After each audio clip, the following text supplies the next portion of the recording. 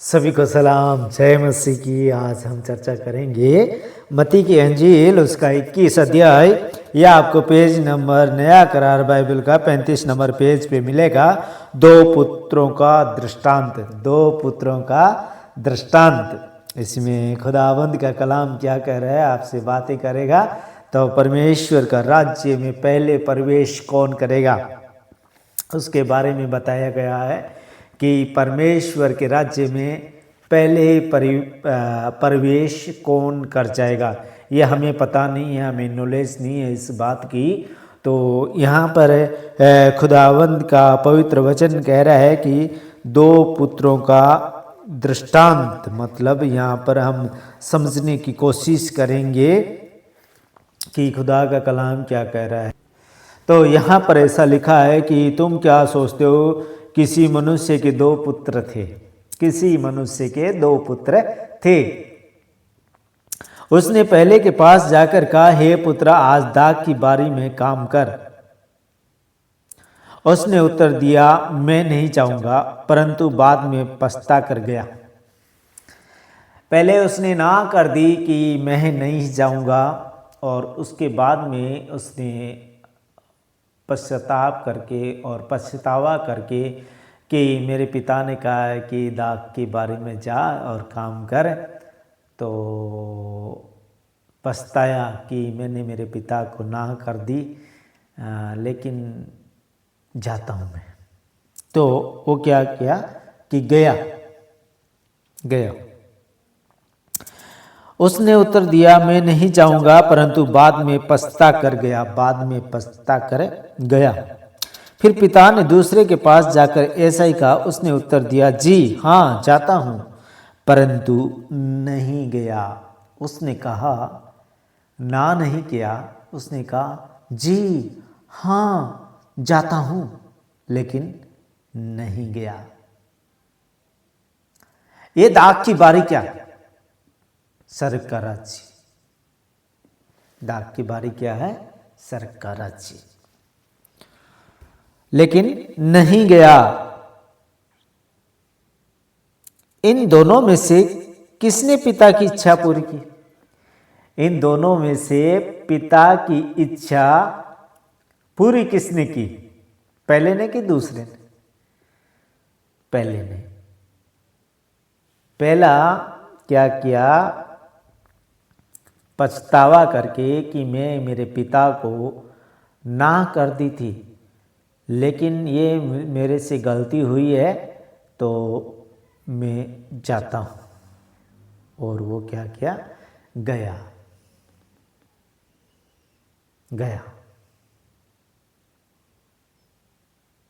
पिता की बात मानी, देर से मानी, लेकिन मानी। और एक ने मानी और नहीं गया। बात को माना कि हाँ जाता हूं, लेकिन नहीं गया।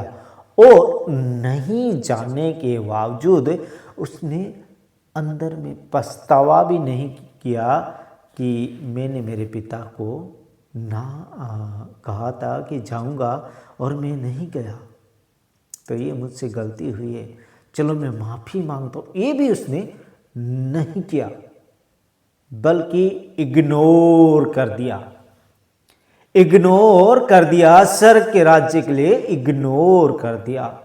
कहा था पिता से कि जाऊंगा और नहीं गया, और पछतावा भी नहीं किया कि मैंने मेरे पिता को कहा है कि जाऊंगा और नहीं गया, इसके लिए मैं माफ़ी मांगता हूँ। वो भी उसने पछतावा भी बिल्कुल है जो नहीं किया।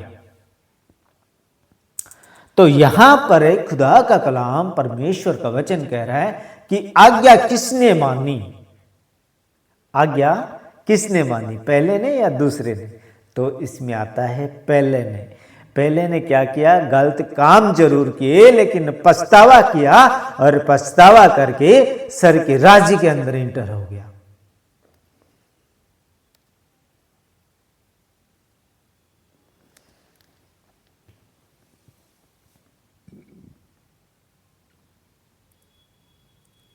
इन दोनों में से किसने पिता की इच्छा पूरी की? उन्होंने कहा पहले नहीं। उन्होंने कहा पहले नहीं। यीशु मसीह ने उनसे कहा उस टाइम में, यीशु ने उनसे कहा, मैं तुमसे सच कहता हूं कि मसूल लेने वाले और वेश्याएं तुमसे पहले परमेश्वर के राज्य में प्रवेश करते हैं। मसूल लेने वाले, चंदा लेने वाले, टैक्स लेने वाले और वेश्याएं किससे पहले? हम लोगों से पहले स्वर्ग के राज्य में इंटर कर जाते हैं। क्यों? क्योंकि वो पछतावा करते हैं, पश्चाताप करते हैं, परमेश्वर के आगे उस गलती को मानते हैं कि हमसे बहुत बड़ी गलती हुई है, हम पापी हैं, हम पाप से धन को बटोरा है, हम गुनहगार हैं। लेकिन हम लोग ना तो पाप करते हुए भी हम पश्चाताप करते हैं और ना और हम खाली घमंड में ही रहते हैं कि हमारे जैसा तो है कोई नहीं। तो इसलिए हम लोगों से पहले जो मसूल लेने वाले, चंदा लेने वाले, टैक्स लेने वाले, वो क्या करते हैं? पहले स्वर्ग के राज्य के अंदर इंटर कर जाते हैं। क्यों कर जाते हैं? क्योंकि वो अपनी गलती को मानते हैं, पिता के सामने गिड़गिड़ा कर विलाप करके और पश्चाताप करके और पिता के सामने झुक जाते हैं। हम झुकते नहीं हैं, हमारे अंदर कहीं ना कहीं अकड़ रहती है, परमेश्वर से हम डरते नहीं हैं। हम यहाँ पर बंगले बनाते हैं, कोठियाँ लेते हैं, कारें, BMW, महंगी महंगी कारों में हम सफ़र करते हैं, लेकिन हम परमेश्वर को याद तक नहीं करते। यह हमारी बहुत बड़ी भूल है कि हम परमेश्वर से दूरी बना बैठते हैं। जैसे हिजकिया राजा के पास यशाया भविष्यवक्ता आया और कहा कि अब तू जिंदा नहीं रहेगा, क्योंकि बीमार इतना था हिजकिया राजा। तो बीमार होने के कारण लास्ट स्टेज पे था। तो परमेश्वर का भविष्यवक्ता उसके पास आके कहा कि अब तू जिंदा नहीं रहेगा, अब तेरे घर वालों से जो तू कहना चाहता है वो कह दे, क्योंकि अब तेरे प्राण जो है वो ले लिए जाएंगे।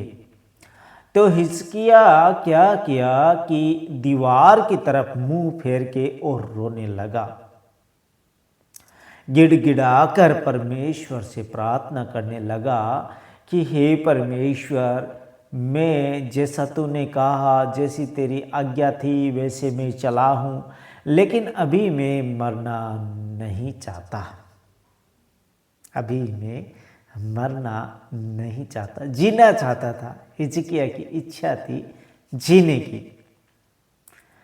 तो उस टाइम में गिड़गिड़ाकर रोया और उसका रोना परमेश्वर ने सुना। वैसे ही वेश्याएं, चंदा लेने वाले, टैक्स लेने वाले, धोखे से धन बटोरने वाले भी गिड़गिड़ाकर परमेश्वर के आगे जो उनकी गलती होती है उसका वो पश्चाताप करते हैं कि हमने बुरा काम किया है, परमेश्वर की तरफ फिरते हैं। तो वो क्या करते हैं? हमारे से पहले स्वर्ग में इंटर कर जाते हैं। तो यहाँ पर ये एक वचन पूरा होता है कि हिजकिया की उस टाइम में प्रार्थना सुनी गई। फिर से यशायाह नबी को फिर से परमेश्वर ने सपन दिखा के और उसका कि जा और हिजकिया से कहे कि 15 साल की आयु फिर तेरी बढ़ा दी गई है और तेरा रोग है जो ठीक कर दिया गया है। तो हमारा परमेश्वर क्या है कि उन रोगों को भी ठीक करता है और आयु को भी बढ़ा देता है। परमेश्वर कहता है कि तेरे बाल भी एक एक गिनती किए हुए हैं परमेश्वर के।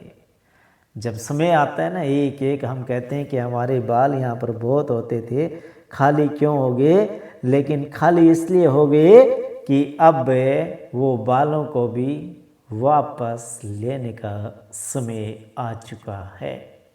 जैसे उसने इसके ऊपर लगाए हैं, उसको अधिकार भी है, वो एक एक को वापस ले लेगा।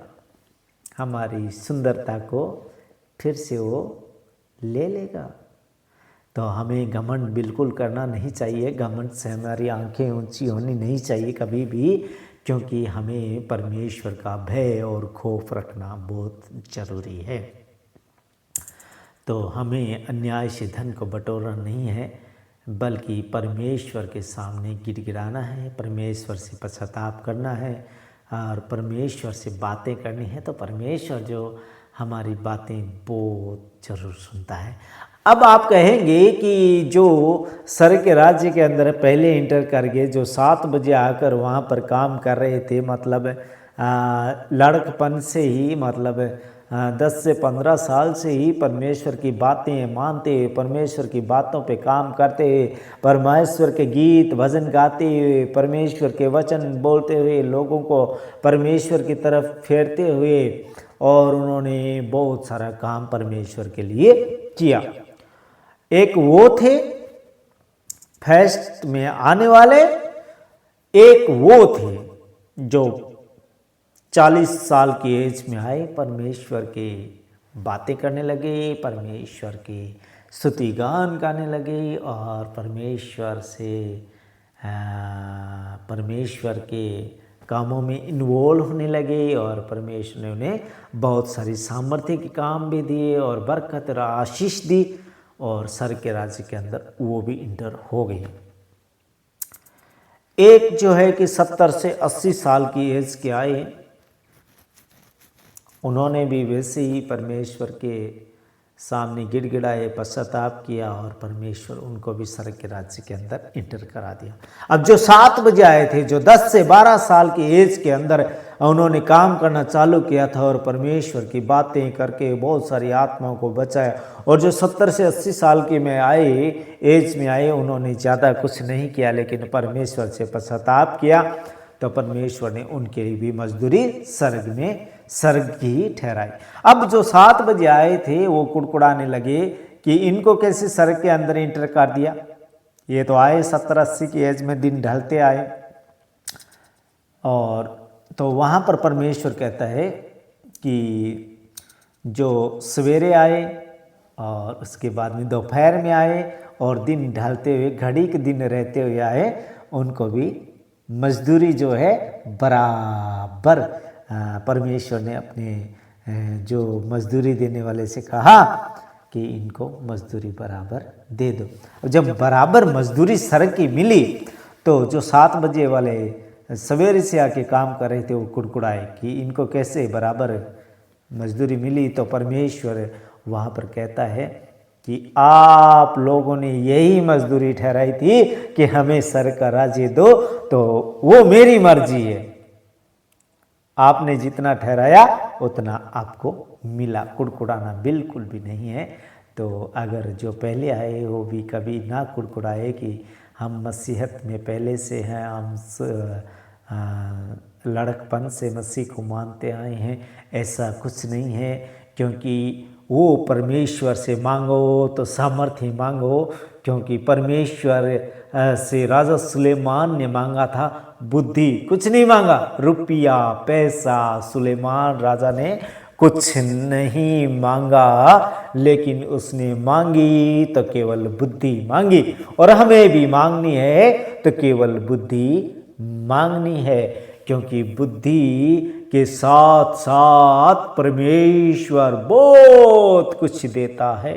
जैसा राजा सुलेमान को दिया था कि इसने मुझसे कुछ नहीं मांगा है, इसने मुझसे मांगी है बुद्धि, तो मैं इसे बिना उल्लंघन किए हुए भरपूर बुद्धि देता हूँ, और बुद्धि के साथ साथ इसको धन और दौलत भी बहुत कुछ देता हूँ। एक दिन हमारे अजीज पादरी साहब ने, जो अभी प्रेजेंट टाइम में अभी भी है हमारे साथ, अभी ट्रांसफ़र नहीं हुआ उनका, तो उन्होंने कहा कि एक बूढ़ी औरत जिसकी बेटा नहीं था, तो उससे परमेश्वर की बड़ी भक्ति करती थी। तो परमेश्वर ने एक दिन उससे पूछा कि मांग तुझे क्या चाहिए, मांग तुझे क्या चाहिए। तो उसने कहा कि मैं मांगती हूँ कि मेरी जो बहू है वो सोने के मटके के अंदर में मक्खन बिलोए, मतलब घी का जो दही होता है उसको बिलोएंगे तो वो मक्खन ऊपर आ जाता है कि मेरी बहू है जो मक्खन बिलोना करे। मतलब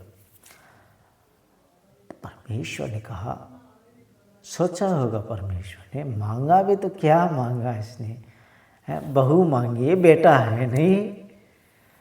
तो बेटा भी उसे दिया और बहू भी दी, और धन तो उसने मांगा नहीं था, लेकिन उसके साथ साथ धन भी उसे बहुत सारा मिला।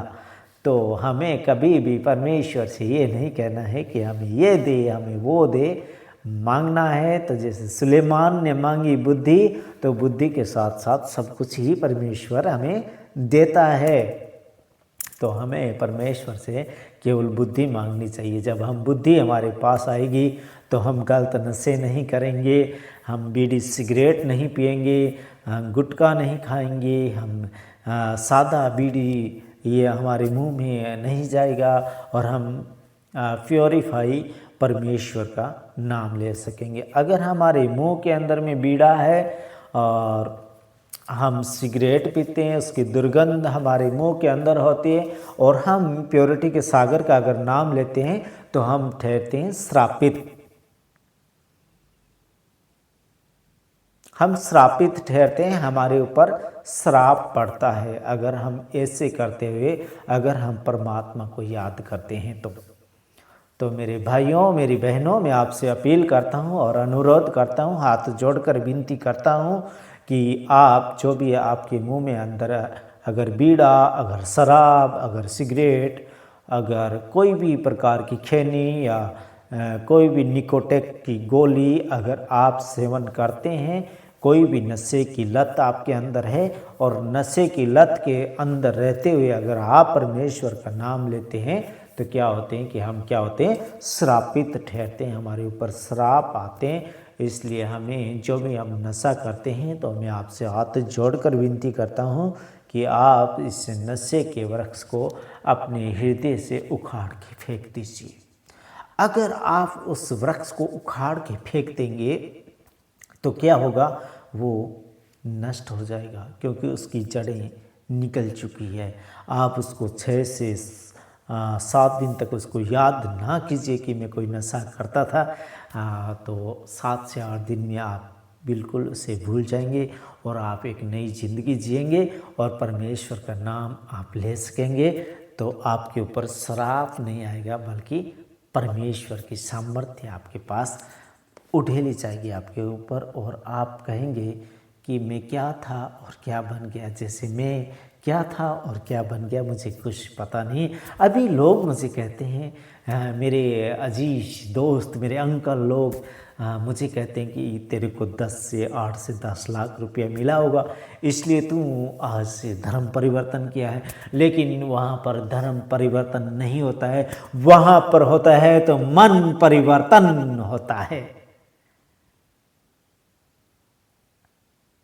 मन परिवर्तन होने से क्या होता है कि हमारे ऊपर परमेश्वर अपनी सामर्थ्य उड़ेलता है। जब पतरस क्या कर रहा था, वचन सुना रहा था, तो वहाँ पर अन्य जाति के लोग बैठे थे और वो क्या कर रहे थे, सुन रहे थे। तो वहाँ पर क्या हुआ कि जब पतरस वचन सुना रहा था तो पवित्र आत्मा उड़ेली गई आसमान से, और पवित्र आत्मा उड़ेली गई तो क्या हुआ, अनेक अनेक भाषा बोलने लगे। जो इब्री नहीं था वो इब्री भाषा बोल रहा था, जो यूनानी नहीं था वो यूनानी भाषा बोल रहा था। सबको अपनी अपनी भाषा जान पड़ रही थी, जबकि वो अपनी अपनी भाषा बोल रहे थे। लेकिन जब पवित्र आत्मा ढेली गई तो अनेक अनेक भाषाएं बोलने लगे। और जो भी सुन रहे हैं वो कह रहे ये कैसे हो सकता है, ये राजस्थान का होके ये कौन सी भाषा बोल रहा है, ये क्यों मेरी भाषा बोल रहा है, क्यों मुझे ये मेरे जैसे जान पड़ रहा है। लेकिन वो अपनी भाषा में बोल रहा था, लेकिन सुनने वालों को ऐसा लग रहा था कि मेरी भाषा बोल रहा है। तो वो हमारा परमेश्वर जो अगर पवित्र आत्मा उड़ेलता है तो सबके ऊपर उड़ेलता है। वो किसी को ये नहीं जानता कि ये दूसरी जाति का है, ये दूसरी जाति का है, ये दूसरी जाति का है, क्योंकि परमेश्वर कहता है कि मेरे बच्चे क्या हुआ कि तितर वितर हो गए हैं, उनको मैं वापस इकट्ठा करूंगा। मेरे बच्चे तितर बितर हो गए, परमेश्वर के बच्चे तितर बितर हो गए, लेकिन उसने अटूट वादा किया है कि मैं फिर उनको वापस ले आऊंगा।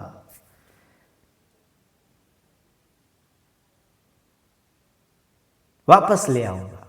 तो परमेश्वर, हमारा सामर्थ्य परमेश्वर कुछ भी कर सकता है, उसकी लीला अपरंपार है, उसके जैसा कोई नहीं है। तो यहां पर कह रहे हैं परमेश्वर का वचन, क्योंकि यूहन्ना धर्म का मार्ग दर्शाते हुए तुम्हारे पास आया और तुमने उसका विश्वास न किया, पर मसूल लेने वाले और वेश्याओं ने उसका विश्वास किया। यूहन्ना का विश्वास धर्मी लोगों ने नहीं किया, बल्कि मसूल लेने वाले, चंदा लेने वाले, टैक्स लेने वाले, चंगी लेने वालों ने क्या किया?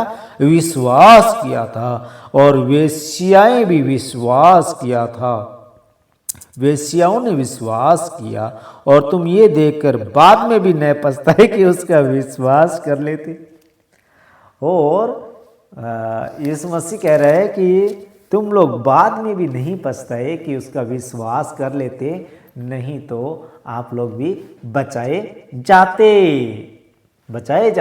हम लोग भी।